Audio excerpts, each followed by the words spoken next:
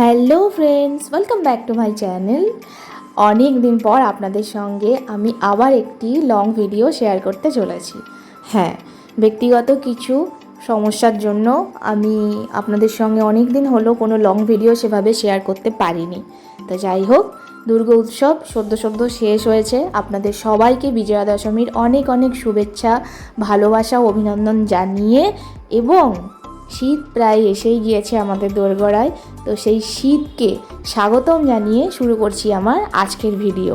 তো আজকে আমি চলেছি পাঁশকুড়ার সেই বিখ্যাত রঘুনাথ বাড়ির মন্দির দেখতে ও মেলা দর্শন করতে। চলুন, আমি তো যাচ্ছি, আপনারাও থাকুন আমার সঙ্গে। এই মেলার মধ্যে অন্যান্য সব মেলার মধ্যে আমরা যা যা দেখি সেই সব কিছুই আমরা দেখতে পাবো, কিন্তু তার মধ্যে বিশেষ আকর্ষণ যেটা মেলার প্রথমেই ঢোকার মুখেই আমি দেখতে পেলাম, আমার চোখে পড়লো, আপনারাও দেখতে পাচ্ছেন, সেটা হলো এই যে মাছ ধরার জাল। তো এই মাছ ধরার জাল কিন্তু এই মেলার মধ্যেই পাওয়া যায়। এছাড়া আমাদের এখানে আশেপাশে যতগুলো মেলা হয়, কোনো মেলাতেই কিন্তু এই বিশেষ জিনিসটি দেখতে পাওয়া যায় না। ভেতরে গেলে আরও অনেক দোকান আছে, আমি আপনাদের দেখাবো। তার আগে মন্দিরের দর্শনটা করে নিই, চলুন।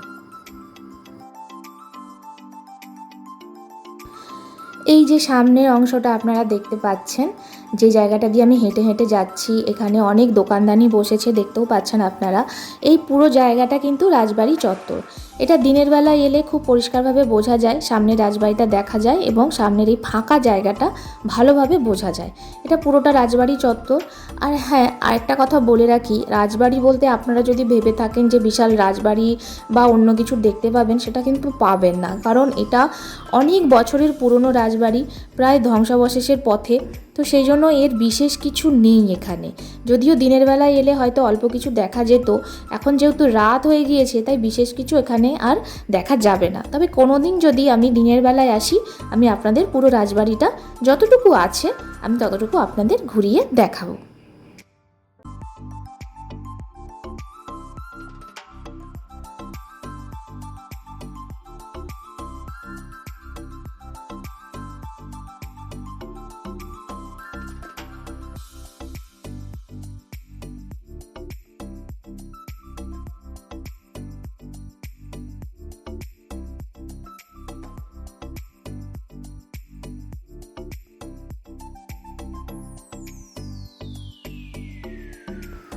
তো ঘুরতে ঘুরতে চোখের সামনে যেটি পড়লো সেটি হলো একটি বিশাল আকার কামান।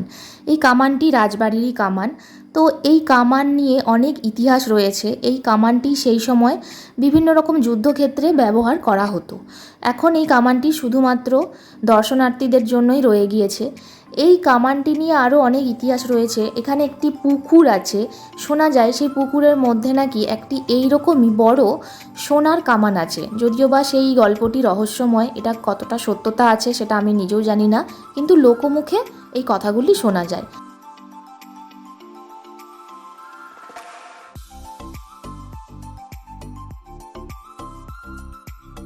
তো চলুন এবার চলে যাই মন্দিরের উদ্দেশ্যে। তো এখানে বেশ ভালোই ভিড় হয়েছে, যত সন্ধে বাড়ছে তত ভিড়ও বাড়ছে। আর সামনের যে বাড়িটা দেখতে পাচ্ছেন, বুঝতেই পারছেন বহু বছরের পুরনো বাড়ি। এটাই কিন্তু রাজবাড়ির অংশ এবং এর ভেতরেই আছে ভগবান রাম সীতার মন্দির। তো দেওয়ালগুলো দেখে বুঝতেই পারছেন অনেক বছরের পুরনো। 1700 শতকে রাজা রাজনারায়ণ রায় এই মন্দিরটি প্রতিষ্ঠা করেছিলেন। আর এই মন্দিরের ঠিক সামনাসামনি দেখুন হনুমানজিউর মন্দির আছে। তো এই হনুমানজিউর মন্দির থেকে সোজাসুজি দেখলে ভগবান রাম সীতার মন্দির। আর এই সামনেটা পুরোপুরি সোজাসুজি কিন্তু দেখা যায়, ভগবান রাম সীতা এবং হনুমানজি একে অপরকে কিন্তু দেখতে পান, যে কারণের জন্য এখানে মাঝখানে কিন্তু কারোর দাঁড়ানো নিষেধ। আর এই মন্দিরের আরেকটি মান্যতা আছে, যদি আপনার কোনো জিনিস হারিয়ে যায়, আপনি এই হনুমানজিউর কাছে মানসিক করে গেলে সেই হারানো জিনিস কিন্তু আপনি ফিরে পাবেন। তাহলে আছে নাকি কিছু হারানো জিনিস, চটপট মানত করে নিন।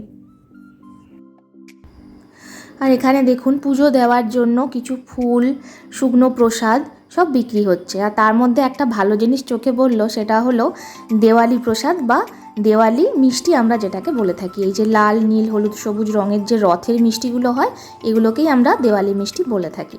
তো চলুন এবার মন্দিরের ভেতরে প্রবেশ করি।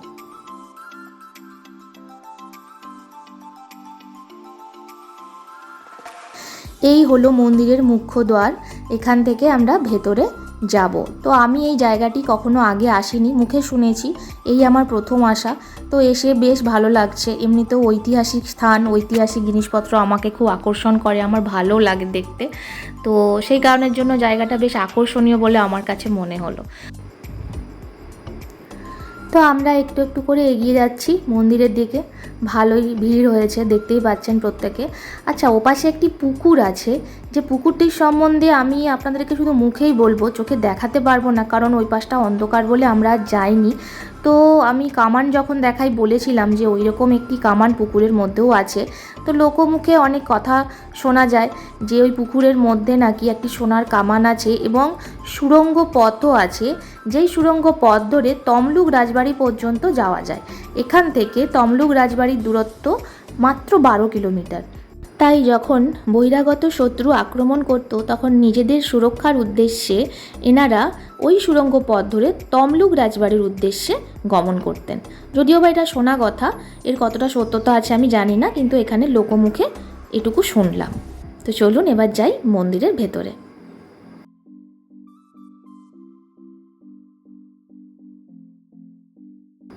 মন্দিরের সিঁড়িগুলি দেখেই বুঝতে পারছেন জীর্ণ সিঁড়ি, অনেক দিনের পুরনো, বহুদিন হয়ে গিয়েছে।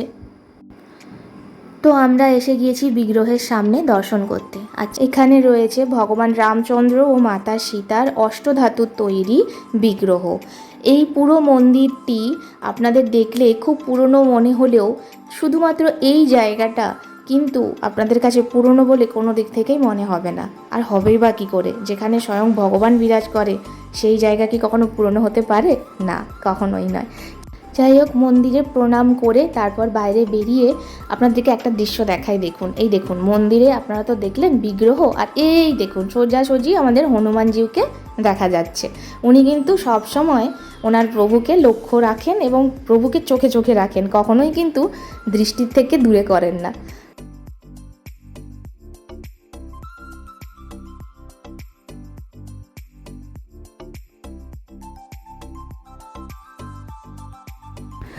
আমরা এবার এখান থেকে বেরিয়ে যাব, মন্দির থেকে বাইরে যে রাস্তা দিয়ে এসেছিলাম ওই রাস্তা দিয়ে আবার বেরিয়ে যাব। তো মন্দিরে এলে যে কাজটা করতে আমার সবথেকে বেশি ভালো লাগে সেটা আপনারা হয়তো জানেন, ঘন্টা বাজাতে। তো আমার হাতে যেহেতু ক্যামেরা ছিল আমি সেভাবে হয়তো ভিডিওটা করতে পারিনি, তবুও চেষ্টা করেছি করার, কিন্তু হ্যাঁ ঘন্টাটা মন দিয়ে বাজিয়েছি। যাই হোক, তো ঘন্টা বাজিয়ে প্রণাম করে এখান থেকে আমরা এবার বেরিয়ে যাব।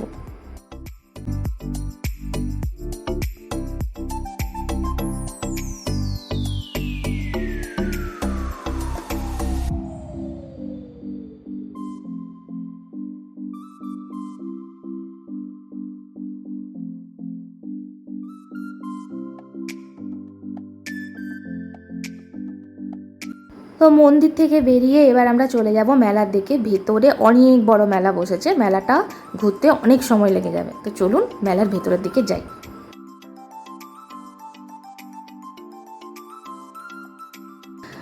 তো ঘুরতে ঘুরতে আমাদের প্রায় সবারই খিদে পেয়ে গিয়েছিল। তো এখানে পাওয়া যাচ্ছিল মাশরুম পকোড়া। যদিও মাশরুমটা আমার খুব একটা পছন্দের নয়, কিন্তু পকোড়াটা দেখে বেশ লোভ হচ্ছিল, মনে হলো একটু খেয়ে দেখি।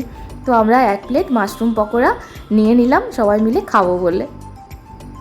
এই যে চলে এসেছে আমাদের মাশরুম পকোড়া। দাঁড়ান আগে খেয়ে নিই, তারপর বাকি ভিডিও আপনাদের সঙ্গে শেয়ার করছি।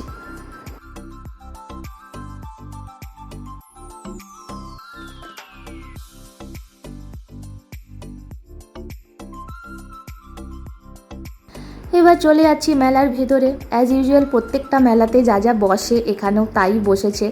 তো সে সব কিছু আপনারা দেখতেই পাচ্ছেন ভিডিওতে। তো টুকটাক এখানে কিছু কেনাকাটা করার ছিল, তো ওই জন্য ভেতরের দিকে গেলাম। মেলায় কিন্তু বেশ অনেক দোকানদানি বসেছে, এই নয় যে খুব একটা কম দোকান বসেছে, বেশ ভালোই দোকানদানি বসেছে। তার মধ্যে আমার পছন্দের দোকান যদি বলেন তাহলে আমার মেলার মধ্যে সবথেকে পছন্দের দোকান হচ্ছে আচারের দোকান। আমার আচারের দোকান দেখতে এবং ওখানে গিয়ে আচার টেস্ট করতে খুব ভালো লাগে, কিন্তু এই মেলায় আমি সেটা করব না, ওটা তুলে রেখেছি আমি অন্য একটা মেলার জন্য, সেটা আপনাদের সঙ্গে আমি পরে শেয়ার করব। তো যাই হোক, এখানে মেয়েদের সাজ সরঞ্জামের অনেক জিনিসপত্র পাওয়া যাচ্ছিল, বেশ অনেক সুন্দর সুন্দর ক্লাচার ছিল। ওই একটা ক্লাচার কিনবও ভাবলাম, তারপরে ভাবলাম কিনে আর কি করব, বাড়িতে তো এত এত ভর্তি, শুধু ওই কেনাই হয় আমার, ইউজ আর করা হয় না। যাই হোক, দেখতে বেশ ভালো লাগছিল। এপাশে দেখুন পাপোশের দোকান বসেছে, বেশ সুন্দর সুন্দর রং বেরঙের নতুন নতুন ভ্যারাইটির পাপোশ পাওয়া যাচ্ছিল। তার সঙ্গে আরও অনেক কিছু ছিল, ছোট বাচ্চাদের ফ্রক এবং শাড়ি, বেডশিট, আরও অনেক কিছুই দেখা যাচ্ছে। এই যে ক্লাচারগুলো দেখেছেন কত সুন্দর, মনে হচ্ছে না না সবগুলো একটা একটা করে কিনে নিই। হ্যাঁ, আমাদের মেয়েদের তো এটাই সমস্যা না, আমরা লোভ সামলাতে পারি না, ইউজ করি চাই না করি কিনতে আমাদের হবেই। তো এখান থেকে চলে গিয়েছিলাম একটি ব্যাগ দোকানে। এই ব্যাগ দোকানে সব ব্যাগই 100 টাকা করে দাম, যে কোনো ব্যাগ আপনি নিতে পারেন, সব ব্যাগ 100 টাকা করে। তো ওখান থেকে আমার বৌদি একটি ব্যাগ নিয়েছিল আর আমিও একটি ব্যাগ নিয়েছিলাম। আর ওর পাশেই বেশ কিছু চটের ব্যাগ পাওয়া যাচ্ছিল, যেগুলো লাগেজ নিয়ে যাওয়ার জন্য, মানে আপনি যদি ধরুন কোথাও বেড়াতে যাবেন একদিনের জন্য, তো সেই জন্য আপনি যদি ছোটোখাটো কিছু ব্যাগ খোঁজেন, তো সেই রকম ব্যাগ বেশ সুন্দর সুন্দর ওখানে পাওয়া যাচ্ছিলো। এই ব্যাগগুলোর কথা আমি বলছিলাম, এই ব্যাগগুলো বেশ দেখতে ভালো এবং এগুলো ক্যারি করতেও সুবিধে। তো এখান থেকে আমি ওই একটা ব্যাগ নিয়েছি, এই অরেঞ্জ কালারের ব্যাগটা আমার পছন্দ হয়েছে, তো এই অরেঞ্জ কালারের ব্যাগটাই আমি নিলাম।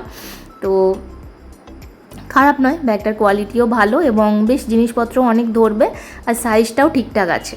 তো আপনি মোটামুটি বেশ অনেক কিছু এই ব্যাগের মধ্যে ভরে একদিনের ট্যুরের জন্য নিয়ে যেতে পারেন।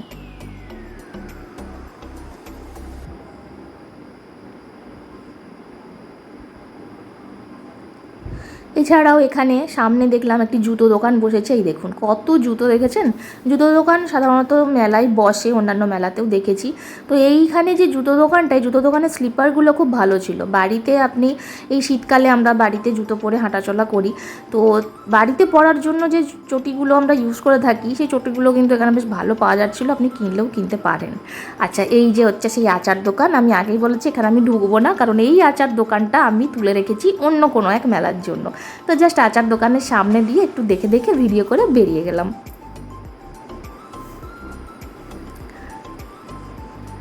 এই হচ্ছে সেই রথ, দশমীর দিনে এখানে রথ বেরোয়।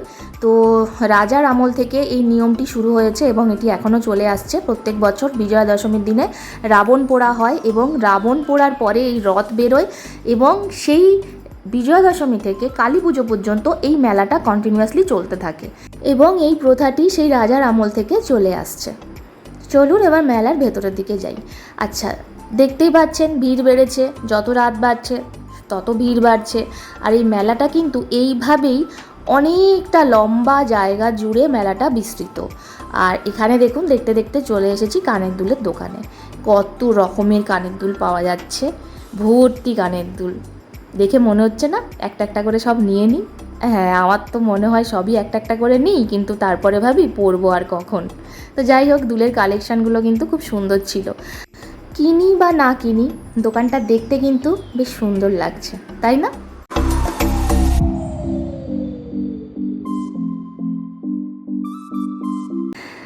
মেলা একদম ভরে গিয়েছে লোকজনে। আর সামনে দেখুন 5 টাকার হরেক মাল, 10 টাকার হরেক মাল, যেগুলো অ্যাজ ইউজুয়াল মেলাতে থাকে, সেই সব কিছুই এই মেলার মধ্যে রয়েছে। আর একটা জিনিস এই মেলার মধ্যে যেটা দেখলাম, একই টাইপের দোকান কিন্তু অনেক।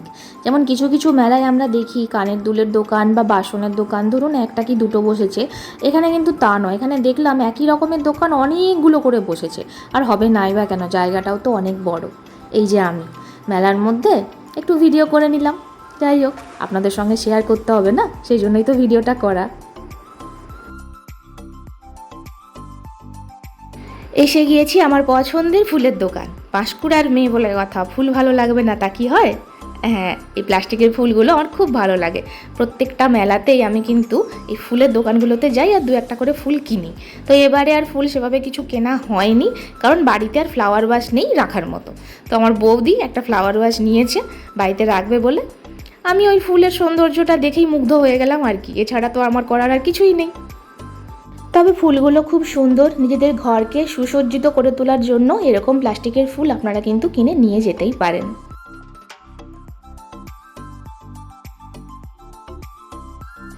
এই দেখুন কি হচ্ছে বলুন তো, পাঁশকুড়ার কোন জিনিসটা বিখ্যাত বলে মনে হয় আপনাদের?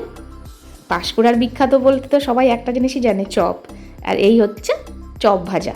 তো চপ যদিও বা আমি সেই দিন মেলায় খাইনি, তো ভাজা হচ্ছিল, তাই ভাবলাম আপনাদের জন্য একটু ভিডিওটা করি। আর এখানে জিলিপি ভাজা হচ্ছে। চপ ভাজা হচ্ছে একদিকে আর একদিকে জিলিপি ভাজা হচ্ছে। তো এই দোকানগুলো পরে আসবো, পরে খাওয়া দাওয়া করবো। তো চলুন এখন একটু অন্যদিকে যাই। এখানে বাচ্চাদের খেলনার দোকান বসেছে। আমার বাড়িতে তো ছোট বাচ্চা নেই, যার জন্য খেলনা কিনবো। এখানে দেখুন রং বেরঙের কাপ সেট, ছোট ছোট সিঙ্গেল কাপ সব কিছুই বসেছে, যা যা মেলার মধ্যে থাকে। তো আমরা এবার এগিয়ে যাচ্ছি। এখানে একটি স্টিলের বাসনের দোকান আছে। তো আমার কয়েকটা জিনিস নেওয়ার ছিল, সেটি ছিল আমার মায়ের অর্ডার, মা বলেছিল নিতে, তো সেই জন্য। আর আমার বৌদিরও কিছু নেওয়ার ছিল, তো চলে গেলাম। তো বৌদির মুখে শুনলাম এই দোকানটি নাকি খুবই ভালো, এখানে জিনিসপত্র খুব ভালো পাওয়া যায়। তো ওখান থেকে আমি ওই 2-4টা স্টিলের প্লেট নিয়েছি, আর সেরকম বিশেষ কিছু নিইনি, ওইটুকু নিয়েই ওখান থেকে বেরিয়ে গিয়েছি। তো দেখলাম জিনিসটা কিন্তু সত্যি ভালো, খারাপ নয়।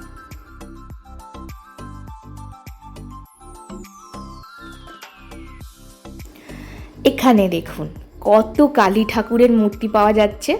হ্যাঁ, এখানে নাকি প্রত্যেকটা পুজোতে যে যে পুজো হয় সেই মায়ের মূর্তি এখানে কিন্তু পাওয়া যায়। সরস্বতী পুজোর সময় সরস্বতী ঠাকুর, লক্ষ্মী পুজোর সময় লক্ষ্মী ঠাকুর, আর সামনে যেহেতু কালী পুজো আসছে তাই এত কালী মূর্তি এখানে বিক্রি হচ্ছে। আর মূর্তিগুলো দেখুন কি সুন্দর সাজানো, মাকে কি সুন্দর শাড়ি পরানো, ছোট্ট ছোট্ট কালী মূর্তি, কি ভালো লাগছে না দেখতে।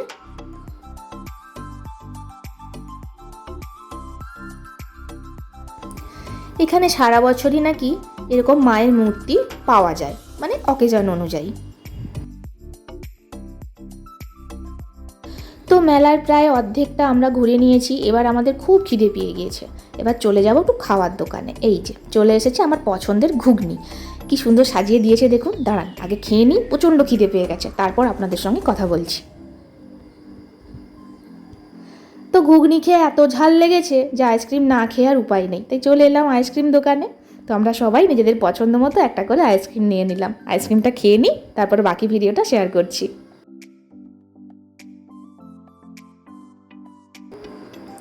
এখানে দেখুন কত মাদুরি বসেছে। মাদুরি আপনারা কয়জন চেনেন জানি না, আমাদের মেদিনীপুরের এটি বিখ্যাত জিনিস মাদুরি, যেটা গরমকালে মাটিতে পেতে শোয়া হয়। আমি হয়তো ভিডিওতে সব দোকানগুলো ক্যাপচার করতে পারিনি, কিন্তু এরকম মাদুরির দোকান আরও অনেক বসেছে। আর এই দেখুন এখানে বেতের জিনিসের দোকানও বসেছে। বেতের মধ্যে আপনার বেতের ধামা, বেতের কুলো, খেজুর পাতার ঝাঁটা, এছাড়াও বেতের আরও অনেক জিনিস বসেছে। তার মধ্যে আমার যেটা সবথেকে ভালো লেগেছে সেটা হচ্ছে বেতের সাজি। সাজিটা দেখাচ্ছি দাঁড়ান। সাজিটা আমার খুব পছন্দ হয়েছিল, কিন্তু সাজিটার দাম এত বেশি বলছিল বলে ওই জন্য আর কিনলাম না। আমার বাড়িতে এমনিতেই কাঁসার সাজি আছে। এই যে সাজিটা, কি সুন্দর লাগছে না দেখতে সাজিটা। তো সাজিটা কেনার খুব ইচ্ছে ছিল, কিন্তু সাজিটার দাম 300 টাকা বলছে, ওই জন্য আমি সাজিটা নিলাম না। যাই হোক, পরে কোনো দিন যদি ইচ্ছে হয় নেব। তো আমার ভিডিও প্রায় শেষের পথে, আমরা চলে এসেছি তেলে ভাজার দোকানে। হ্যাঁ, এই ঝুরি ভাজা, গজা, জিলেপি, চপ এগুলো তো মেলার প্রধান আকর্ষণ, তাই না? এগুলো না থাকলে কোনো মেলাকে মেলা বলে মনেই হয় না। তো আমরা এখানে টুকটাক কিছু কেনাকাটা করে এবার এখান থেকে বেরিয়ে যাব। আর হ্যাঁ, আপনাদের একটা কথা বলি, আমি প্রথমে ঢোকার সময় বলেছিলাম এই মেলার প্রধান আকর্ষণ হলো মাছ ধরার জাল। তো মাছ ধরার জালের দোকান ভেতরের দিকে আমি খুব একটা দেখতে পাইনি, আর অতিরিক্ত ভিড়ের কারণে আমি সেভাবে ভিডিও করতে পারিনি। এখানে কিন্তু মাছ ধরার জালটা খুব ভালো পাওয়া যায় এবং এখান থেকে অনেকে কিনেও নিয়ে যায়, তো প্রচুর পরিমাণে বসে। তো আপনারা যদি কেউ মাছ ধরার জাল সেভাবে কিনতে চান, এই মেলায় এসে কিন্তু কিনতে পারেন। তো যাই হোক, এবার এখান থেকে আমি বেরিয়ে যাব। আমার আজকের ভিডিও প্রায় শেষের পথে। ভিডিওটা কেমন লাগলো আপনারা জানাবেন, আর পছন্দ হলে ভালো লাগলে অবশ্যই লাইক কমেন্ট করবেন। আর একটা জিনিস বলে রাখি, এখানে কিন্তু প্রচুর পরিমাণে চারা গাছ বিক্রি হচ্ছে, যেমন আমরা চারা গাছ নার্সারিতে পাই, প্রচুর বিক্রি হচ্ছে। আপনারা চাইলে এখান থেকে বিভিন্ন ভ্যারাইটির ফুলের চারা গাছ কিন্তু নিয়ে যেতে পারেন। তো যাই হোক, আমার আজকের ভিডিও এখানেই শেষ। আপনারা সবাই খুব খুব ভালো থাকবেন, সুস্থ থাকবেন। আপনাদের সবার সঙ্গে আমার আবার দেখা হবে আমার পরের অন্য কোনো ভিডিওতে। ততক্ষণের জন্য চলুন, টাটা, বাই।